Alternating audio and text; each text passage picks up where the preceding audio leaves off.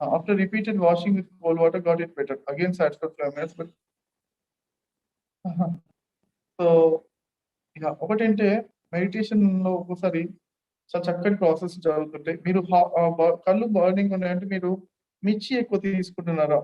Okay, చూసుకోండి. అంటే ఒక్కోసారి హాట్ ఫుడ్ కూడా ఎఫెక్ట్ అవుతుంటుంది మన బాడీలో, హీట్ ప్రొడ్యూస్ చేయడం. సో వాటర్ ఎక్కువ తాగుతున్నారా చెక్ చేసుకోండి. ఎక్కువ వాటర్ తాగాలి మీరు. అది కూడా అంటే తినేటప్పుడు తాగద్దు. 1 అవర్ తర్వాత తాగాలి. 1 అవర్ తర్వాత ఒక 200 ml గ్లాస్, ఇంకో 1 అవర్ తర్వాత ఇంకో 250 ml, ఇంకో 1 అవర్ తర్వాత అప్పుడు 3 అవర్స్ ఆడిపోయిన తర్వాత అప్పుడు 1/2 లీటర్ 1 లీటర్ అది ఎక్కువ తాగాలి వాటర్.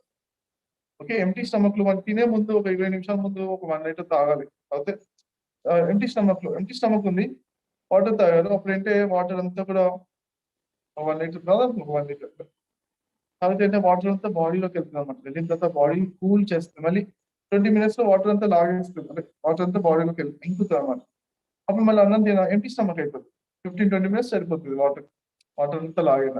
ఎంటీ స్టమక్ లో వాటర్ ఎప్పుడైనా తాగితే లీటర్ తాగినా 15 నుంచి 20 నిమిషాలు, మ్యాక్సిమం 20 నిమిషాలు, 15 నుంచి 20 నిమిషాలు వాటర్ అంతా అబ్జర్వ్ చేసుకుంటుంది. కొంచెం గోరువెచ్చని అయితే ఇంకొంచెం ఫాస్ట్ గా వాటర్ అంతా బాడీకి తీసుకుంటుంది. ఆ బాడీలో ఉన్న వాటర్ కూల్నెస్ ఇస్తుంది. బర్నింగ్ కళ్ళలో బర్నింగ్ అయినా, బాడీలో బర్నింగ్ అయినా, వేడి అయినా అంతా కూడా అలాంటి టెక్నిక్స్ వాడాలన్నమాట. ఫ్రూట్స్ ఎక్కువ తీసుకోవడం కానీ అది చేస్తుంది. ఇంకా ఇది ఓకే, అది ఇచ్చిన టెక్నిక్ అయితే మనం శ్వాస ద్వారా నిదానమైన శ్వాస వదులుతుంటే మీరు బర్నింగ్ అంతా కూల్ బ్యాలెన్స్ అవుతుంది.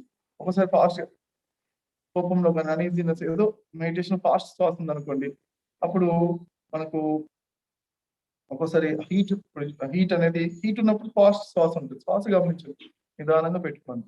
ఓకే, ఒక 1 minute మెడిటేషన్